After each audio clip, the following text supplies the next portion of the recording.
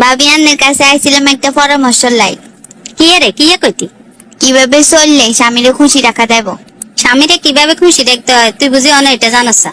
আয় কিছু পরামর্শ দিব তোরে, তুই যদি এখান মানে চলতে পারিস স্বামী খুশি কে স্বামী হাগল হয়ে যাবে তোর প্রতি। তাইলে তাড়াতাড়ি কন। সকালবেলা তো জামাই ঘুমে তুই উঠবার আগে দিয়ে তুই উঠি যাবি, উঠি তুই ব্যাগ কাম কাজ করি হেলাইবি, করবার হরে দিয়ে সুন্দর করে গা গোসল দুই ফ্রেশ হই গার ভিতরে পারফিউম লাগাই জামাইয়ের সামনে যাইবি, যাতে করে ঘুমে তুই উঠার হরে তোরে দেখলে মনটা একেবারে ভালো হয়ে যায়।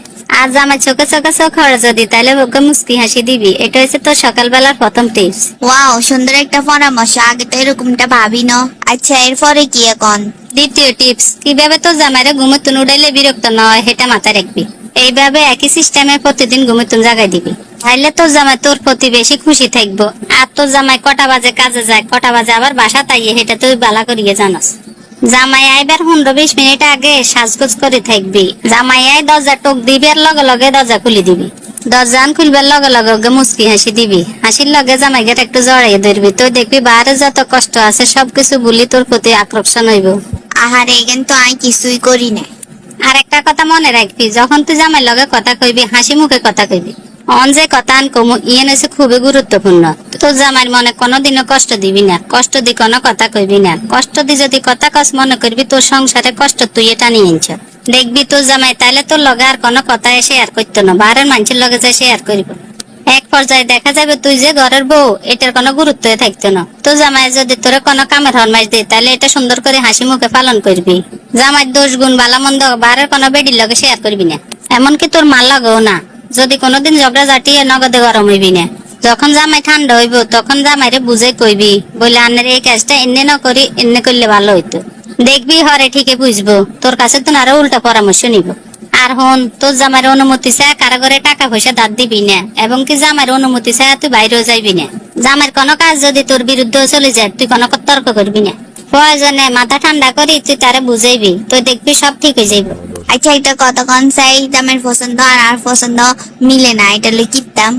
জামাই যেতে জিয়ে নাইনবো তোর লাই, তোর পছন্দ যদি নয় তারপরে তুই জামাই সামনে বুঝাইবি এটাই তোর ফেভারিট জিনিস।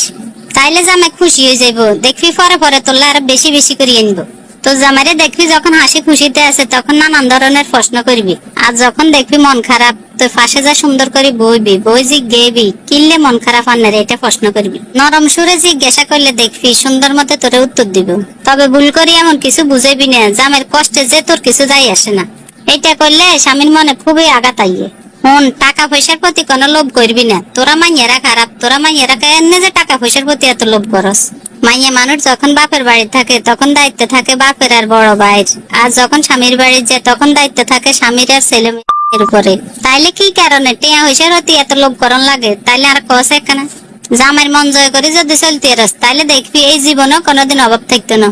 ঠান্ডা মাথায় একখান কথা হন, তোর জামাই যদি তোর কাছে কোনো টিয়া পয়সা রাখতে দে তাইলে তুই এগুন রাখবি, আবার সুন্দর করে হিসাব বুঝে দিবি। তাহলে মনে করবি যেন তোরে হে বিশ্বাস করে এবং পরবর্তীতে তোর কাছে আরো টাকা পয়সা রাখতে দিব।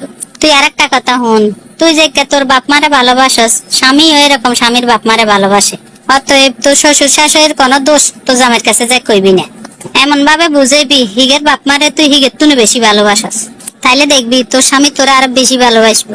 তোর জামাইয়ে যদি তোর হর হইলে কোনোদিন কাপড় চোপড় ন টাকা পয়সা কিছু দে তুই কোনোদিনও মন খারাপ করবি না, তোরে কই দিগের উল্টা আরো সাপোর্ট দিবি। যে কথা গান কইছি তোরে আয় ইগেন যদি মানি চলস তোর সংসারে যদি সুখ নয় তাইলে আয় কান কাটি গেলাম। ভাবি, ধন্যবাদ ধন্যবাদ, একেবারে সব কথা মানি চলাছে।